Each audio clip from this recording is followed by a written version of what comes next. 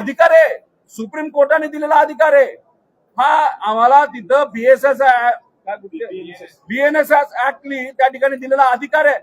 आणि मग हे होता सुद्धा जर एफआयआर होत नसेल तर याच्या मागे काळं बेरं नाही का असा प्रश्न आपला निर्माण होणार नाही का?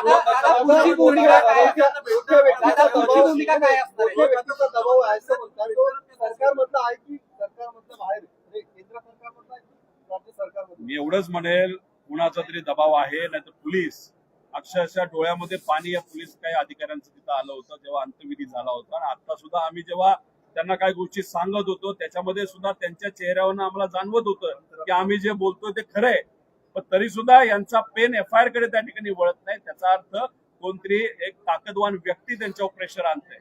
आता सीआयडी हे ऍक्सिडेंटवर तिथं त्यांचं इन्व्हेस्टिगेशन सुरू आहे आणि ऍक्सिडेंटचा जो दाखला आहे तो झाल्यानंतर सुद्धा एफआयआर होऊ शकतो पण केला जाऊ शकत नाही. कारण एफआयआर मध्ये आम्ही म्हणतोय या लोकांवर लक्ष द्या आणि हेच कदाचित सत्तेतल्या लोकांना काही लोकांना हे नको असावं असं आपल्याला म्हणावं लागतं. आणि याच्या पुढे आम्ही काय करणार आहे? 1-1.5 तास युगेंद्र इथं असतील नाही तर परत थोड्या वेळी येतील, कारण आम्हाला त्यांनी 1-1.5 तासाचा वेळ मागितला.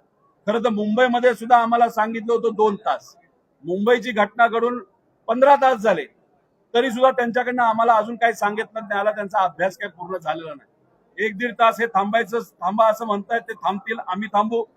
पण आता पुढे सीआयडी काय करते हे जाणून घेण्यासाठी आज दुपारी 3 वाजता पुण्यामध्ये सीआयडीचे जे हेड ऑफिस आहे तिथं जाऊन आम्ही दाद मागू की सहसा सामान्य लोकांना आणि कोणालाही सीआयडी कडे जाता येत नाही. पत्रकार परिषद घेतली सीआयडी, ते योगायोग आहे.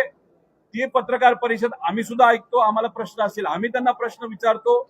आता आम्ही तिथं 3 वाजता 100% जाणार आणि काय त्यांचा तपास म्हणतोय हे जरासं आम्ही समजून घेतो.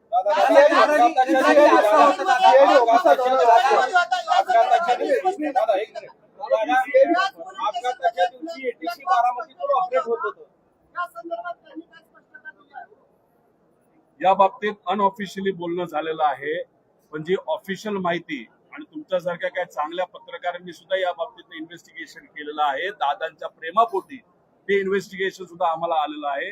2 दिवसानंतर त्या बाबतीत म्हणजे ब्लॅक बॉक्स आणि इतर गोष्टींबद्दल आम्ही एक वेगळी प्रेस तिथे घेणार आहोत. त्या मुद्द्यात त्या विषयावर आम्ही त्या ठिकाणी सांगू. रोहित पवार अशा अपघाताच्या दिवशी आणि मग ह्याची माहिती तुमच्यापर्यंत पोहोचली का? कारण एटीसीचा ग्रीन सिग्नल मिळाल्याशिवाय टेकअप झालं नाही. याच्या आधी मुख्यमंत्री सुद्धा जे लँड झाले असतील बारामती एअरपोर्टवर, मोठे मोठे व्यावसायिक लँड झाले असतील, अजितदादा अनेक वेळा लँड झालेले आहेत, तेव्हा सुद्धा इथं बारामतीमध्ये असणारी एटीसी ही प्रायव्हेटच आहे. आता जेव्हा आपण टेक ऑफ करतो तेव्हा पुणे एटीसी सुद्धा बोलावं लागतं. ती लायसन्स्ड एटीसी आहे, ती एक गव्हर्नमेंटची एटीसी आहे. मग त्या एटीसीला ह्यांना सांगितलं नव्हतं का रे उडू नकोस, व्हिजिबिलिटी 3000च आहे. मग पुणे एटीसी मध्ये कोण असं होतं का त्यांनी नाही सांगितलं का? VSR कंपनीच्या पायलटली का नाही विचारलं? असे अनेक प्रश्न आहेत.